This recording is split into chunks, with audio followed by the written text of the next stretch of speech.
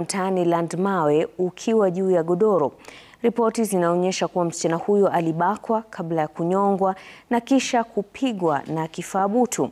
Na kama anavyotuarifu Ode Francis, wapelelezi wanachunguza uwezekano kuwa mauaji yalifanyika mahali pengine na kisha mwili kutupwa mtaani Landmawe. Kupatikana kwa mwili wa msichana mwenye umri kati ya 14 na 16 katika mtaa wa Landmawe kumeongeza wasiwasi kuhusu mauaji ya wanawake.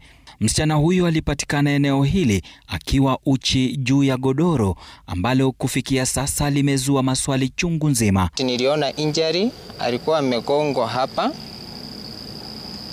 na ametopolewa macho, and then alikuwa amenyongwa.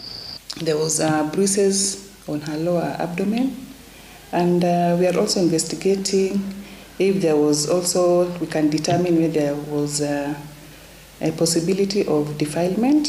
Kulingana na mashahidi, huenda mwili ulitupwa hapa baada ya kuuawa kwingineko. And the body was hidden between two iron sheets, the fence.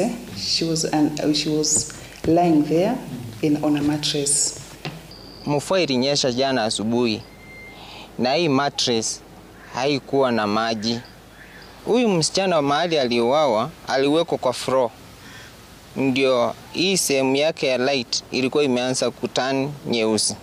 Sasa hii mwili ililetwa saa ngapi hapa? Ingekuwa ni huyu chokora, hii mwili hata yenyewe haingepatikana, manake mahali ilikuwa imewekwa ilikuwa imefichwa.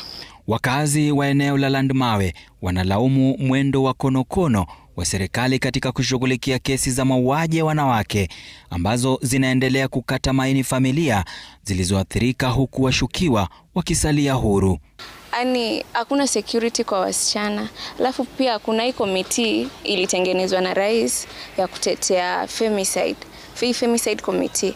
Sasa mimi ningeuliza inafanya kazi gani, kwa hata hii mwezi ilikuwa Women's Day na hatuoni hata chochote ambacho kimebadilika, bado wasichana wanauliwa. Mwili wa marehemu umehifadhiwa katika hifadhi ya City kwa uchunguzi zaidi. Na licha ya Rais William Ruto kubuni jopo kazi la kuhakikisha wameshughulikia maafa ya wanawake nchini, kingali kitendawili ya vipi wanawake wanazidi kuuawa kila uchao, mojawapo ikiwa eneo hili ambapo msichana wa miaka 14 aliweza kupatikana ameuawa. Ode Francis, runinga ya Citizen, Landmawe, eneo